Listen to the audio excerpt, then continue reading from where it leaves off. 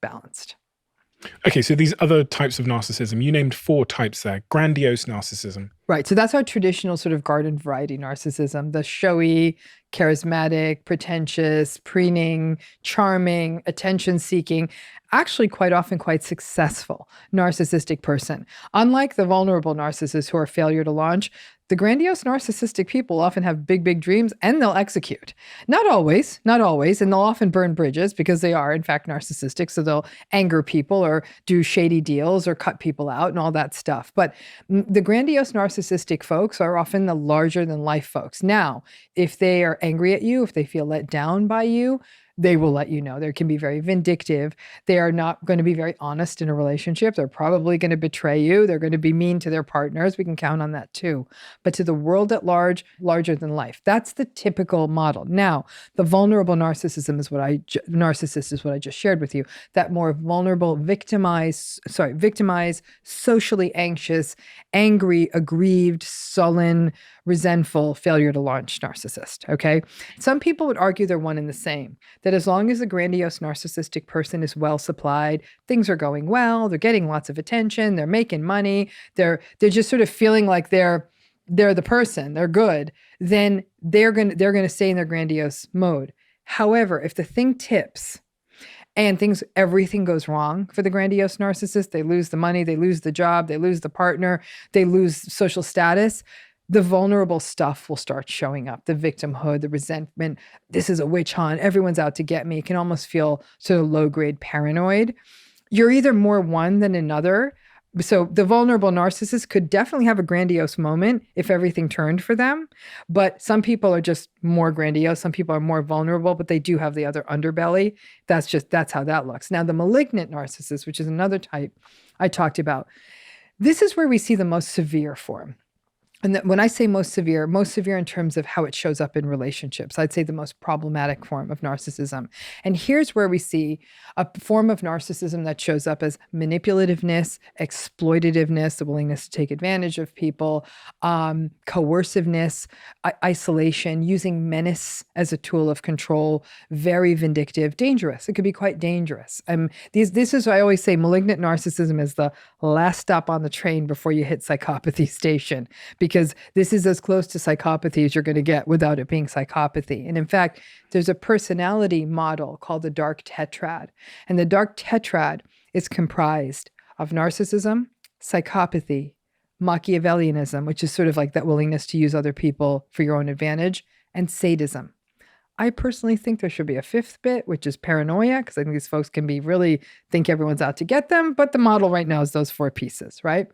Malignant narcissism has a lot of those top notes: the calculated, callous coldness, the shallow charm, the shallow superficial charm, intelligence, the lack of empathy, in some ways getting some pleasure out of seeing someone who wronged them being hurt.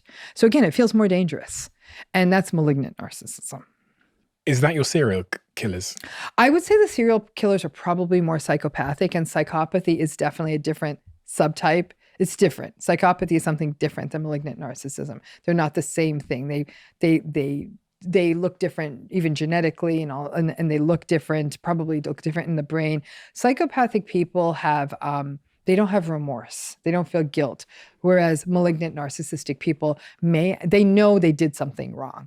A psychopathic person, it's almost as though they don't understand what they did wrong, not because they have a mental deficit, but because they literally have zero capacity for empathy. And the 4th type of narcissism? So I gave you vulnerable, grandiose, malignant, and the 4th type is communal narcissism. Right? Grandiose, malignant, vulnerable. Yes, the 4th type is communal narcissism. Communal narcissism is very interesting. It's a relatively new construct in the field. It came around 2003 is when I started reading some of the first papers by a guy named Gebauer. I think he was at the University of Munich at the time.